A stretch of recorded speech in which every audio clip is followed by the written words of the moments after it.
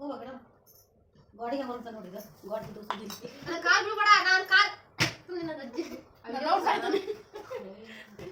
Good morning. ಇವತ್ತು ಬೆಳಿಗ್ಗೆ ಬೇಗ ಎದ್ದು ಎಲ್ಲ ಕೆಲಸವನ್ನು ಮುಗಿಸ್ಕೊಂಡು ಯುಗಾದಿ ಹಬ್ಬ ಆಗೋದ್ರಿಂದ ಬೆಳಿಗ್ಗೆ ತಿಂಡಿಗೆ ಏನಾದರೂ ಸ್ಪೆಷಲ್ ಮಾಡಬೇಕಂತ ಹೇಳಿ ಅಮ್ಮ ಬಜೆ ಮಾಡಬೇಕಂತ ಹೇಳಿ ಕಡಲೆ ಹಿಟ್ಟು ಆಮೇಲೆ ಇದು ಅಕ್ಕಿ ಹಿಟ್ಟು ಎರಡು ಸೇರಿ ಮಿಕ್ಸ್ ಮಾಡಿ ಅದಕ್ಕೆ ಇದು ರುಬ್ಬಿರೋ ಖಾರ ಮತ್ತು ಕರಿಬೇವಿನ ಸೊಪ್ಪು ಹಾಕಿ ರುಬ್ಕೊಂಡಿರುವಂಥ ನೀರನ್ನು ಮಿಕ್ಸ್ ಮಾಡಿ ಸ್ವಲ್ಪ ರುಚಿಗೆ ತಕ್ಕಷ್ಟು ಉಪ್ಪು ಮತ್ತು ಸೋಡಾವನ್ನು ಹಾಕಿ ಇದು ಬಟಾಟೆನ ನೀರಲ್ಲಿ ನೆನೆಸಕ್ಕೆ ಹಾಕಿಟ್ರು. ಹಾಗೆ ಇವತ್ತು ಯುಗಾದಿ ಹಬ್ಬ ಆಗಿರೋದ್ರಿಂದ ನೀರೆಲ್ಲ ಚೇಂಜ್ ಮಾಡಿ ಹೊಸ ನೀರು ಹಾಕಬೇಕು. ಅದಕ್ಕಾಗಿ ಇದು ಬಾವಿಗೆ ಕೊಡಪಾನ ಬಿಟ್ಟು ನೀರೆಲ್ಲ ಜಗ್ಗಿ ನೀರು ಹಂಡೆಗೆ ತುಂಬಿಸಿದ್ವಿ.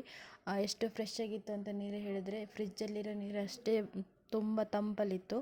ಆ ನೀರನ್ನು ಕುಡ್ಕೊಂಡು ನೆಕ್ಸ್ಟ್ ಮುಂದಿನ ಕೆಲಸ ಮಾಡಬೇಕಂತ ಅಮ್ಮ ಬೆಳಿಗ್ಗೆ ಕಲಸಿರುವಂಥ ಹಿಟ್ಟನ್ನು ತೆಗೆದುಕೊಂಡು ಬಜ್ಜಿ ಮಾಡೋಕ್ಕಂತ ಹೇಳಿ ಹೋದರು. ಬಜ್ಜಿನ ಬಾಣಲೆಯಲ್ಲಿ ಬಿಡ್ತಾ ಆದಮೇಲೆ ಎಷ್ಟು ಚೆನ್ನಾಗಿ ಬಂದಿತ್ತು ಅಂತ ಹೇಳಿದ್ರೆ ಸೀದಾ ಸೇಮ್ ಹೋಟ್ಲಲ್ಲಿ ಮಾಡೋಂಥ ಟೈಪೇ ಬಂದಿತ್ತು. ಎಲ್ಲ ಬಜ್ಜಿನ ನಾವೆಲ್ಲರೂ ಸೇರಿ ತಿಂದು ನಂತರ ಸ್ನಾನ ಮಾಡಿಕೊಂಡು ಪ್ರಸಾದ ಮಾಡೋಕ್ಕೆ ಬಂದೆ.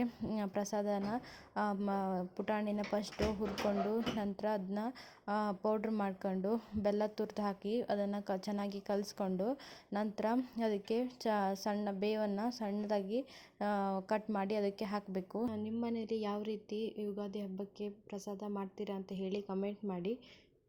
ಬೇವು ಬೆಲ್ಲ ಕೊಡೋಕ್ಕೆ ನಮ್ಮ ಮನೆಗೆ ಜನ ಬಂದಿದ್ದರು. ಅವರಿಗೆಲ್ಲ ಪ್ರಸಾದವನ್ನು ಕೊಟ್ಟು ಅವ್ರ ಸಂತಿಗೆ ಸ್ವಲ್ಪ ಹೊತ್ತು ಮಾತಾಡಿಕೊಂಡು ಹಾಗೆ ಕಾಲ ಹರಟೆ ಮಾಡಿದ್ವಿ. ನಂತರ ಮಧ್ಯಾಹ್ನ ಊಟದ ಟೈಮ್ ಆದ್ದರಿಂದ ಸೀದಾ ಅಮ್ಮ ಅಡುಗೆ ಮಾಡೋಕ್ಕೆ ಬಂದರು. ಪಲಾವು, ಕೋಸಂಬರಿ ರೈಸು, ಸಾಂಬಾರು, ಚಟ್ನಿ ಅವೆಲ್ಲ ಮಾಡಾದಮೇಲೆ ಹೋಳಿಗೆ ಮಾಡೋಕ್ಕೆ ಬಂದರು. ಹೋಳಿಗೆ ಮಾಡುವಾಗ ನಾನು ಅಮ್ಮನ ಚೂರಿಗೆ ಹೆಲ್ಪ್ ಮಾಡಿ ಅಡುಗೆಯನ್ನು ಮುಗಿಸಿದ್ವಿ. ಹಬ್ಬ ಅಂದರೆ ನಮಗೆ ನೆನಪಾಗುವುದೇ ಮಾವಿನ ತೋರಣ. ಮಾವಿನ ತೋರಣ ಇಲ್ಲದೆ ಯಾವುದೇ ರೀತಿ ಹಬ್ಬ ನಡೆಯೋಕ್ಕೆ ಸಾಧ್ಯನೇ ಇಲ್ಲ. ಹಾಗೆ ಹೂವು ಕೂಡ ಅಷ್ಟೇ ಇಂಪಾರ್ಟೆಂಟು. ನಾನು ಕೂಡ ಮಾವಿನ ತೋರಣನ ಮನೆಗೆ ಬಾಗಿಲಿಗೆ ಸಿಗಿಸಿ ಪೂಜೆ ಮಾಡೋಕ್ಕೆ ಎಲ್ಲ ತಯಾರಿಯನ್ನು ಮಾಡಿ ಮುಗಿಸ್ಕೊಂಡು ಎಲ್ಲರೂ ಸೇರಿ ಪೂಜೆ ಮಾಡೋಕ್ಕೆ ಹೊರಟ್ವಿ.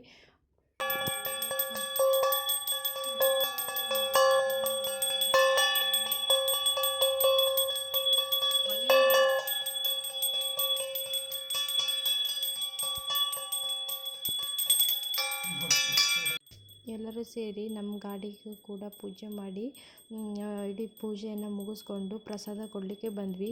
ಹೋಗ ಮೇಡಮ್ ಗಾಡಿಗೆ ಬರುತ್ತೆ ನೋಡಿ ಈಗ ಗಾಡಿ ತೋರಿಸಿದ್ದೀನಿ ಕಾಲ್ ಬಿಡಬೇಡ ನಾನು ಕಾಲ್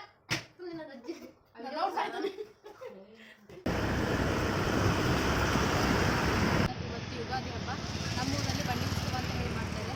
ಆ ಬಂಡಿ ಉತ್ಸವನ ನಾನು ನೋಡಿದ್ದೀನಿ, ನಿಮಗೂ ತೋರಿಸ್ಬೇಕಂತ ಹೇಳಿ ಬಂದಿದ್ದೀನಿ. ಬನ್ನಿ ನೋಡ್ಕೊಂಡು. ಈ ವರ್ಷ ಬಂಡಿ ಉತ್ಸವದಲ್ಲಿ ಸುಮಾರು 40ಕ್ಕಿಂತ ಹೆಚ್ಚು ಬಂಡಿ ಉತ್ಸವಗಳು ಪಾಲ್ಗೊಂಡಿದ್ದವು. ವಿಕಾಸಾಶ್ರಮದ ಮೈದಾನದಿಂದ ಹೊರಟು ಸೀದಾ ಮಾರಿಗುಡಿ ದೇವಸ್ಥಾನ ಹತ್ರ ಹೋಗಿ ಮುಕ್ತಾಯಗೊಳ್ಳುತ್ತವೆ.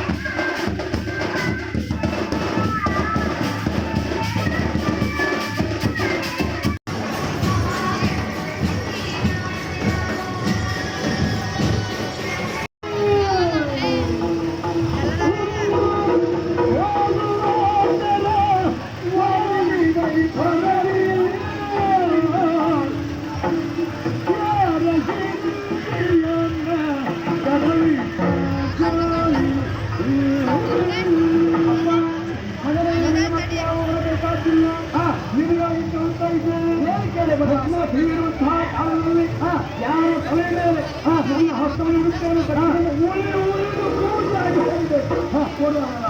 ಮಗನೇ ಚಿಂತೆ ಮಾಡಬೇಡ, ಕೊಡುತ್ತೇನೆಂದ ಮಾತಿಗೆ ಅಲ್ಲ ಎನ್ನುವನೇ ಅಲ್ಲ ಶಂಕರ. ಅದರ ನಿನ್ನ ಇಚ್ಛಿತ ವರವನ್ನು ಕೊಡ್ತೇನೆ, ಈ ಕೆಲಸ ಸ್ವಾಮಿ. ಈಗ ಸುರ ಎಂಬುದನ್ನು ನೀವು ಅರಿತಾ ಇದ್ದೀರಿ. ಯಾಕೆಂತಂದ್ರೆ ಈ ಸುರರಿಗೆ ಮಾತ್ರ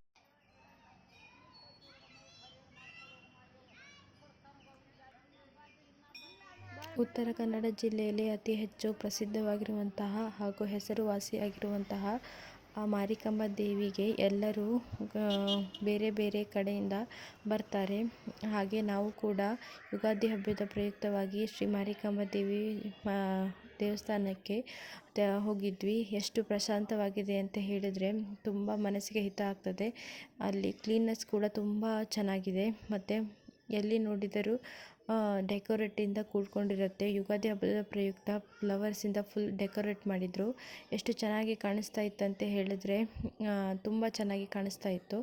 ನಂತರ ಯುಗಾದಿ ಹಬ್ಬದ ಪ್ರಯುಕ್ತವಾಗಿ ಅಮ್ಮ ದೇವರಿಗೆ ಹಣ್ಣು, ಕಾಯಿ, ಸೀರೆ ಮತ್ತು ಬಾಳೆಹಣ್ಣು ಎಲ್ಲವನ್ನು ಕೊಡೋಕ್ಕೆ ದೇವಸ್ಥಾನಕ್ಕೆ ಬಂದಿದ್ವಿ. ಹಾಗೆ ದೇವರಿಗೆ ಕೊಟ್ಟು ಅರ್ಚನೆಯನ್ನು ಮಾಡಿಸ್ಕೊಂಡು ಹೊರಗಡೆ ಬಂದ್ವಿ. ಎಷ್ಟು ಚೆನ್ನಾಗಿ ವ್ಯೂ ಇದೆ ಅಂತ ಹೇಳಿದರೆ ಪ್ರಶಾಂತವಾಗಿರುತ್ತದೆ.